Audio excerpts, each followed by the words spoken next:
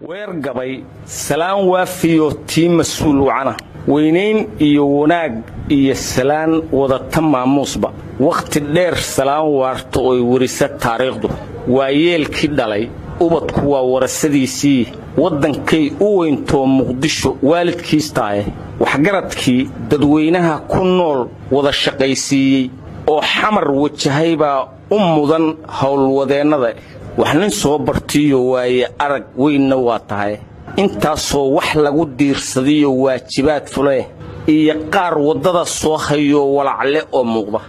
iyo wadar kale raacsan baan waatan leeyahay waxtarkii bulshadu ku ogtahay waa libtan weyn suugaan oran karto ka warbixinaysa oo weheshan doontaan murtida kuugu waariday afarta haddaan waabiyo weer kale u laabto wadamada adduunka iyo bulshada dana wadaagaysa ummadiba waxbay weheshataa waardiyeeyana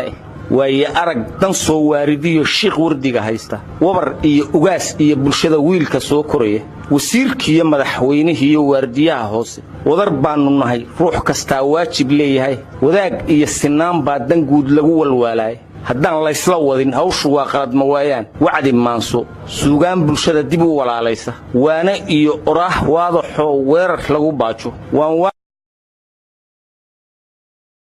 weergabay salaan waafiyo tii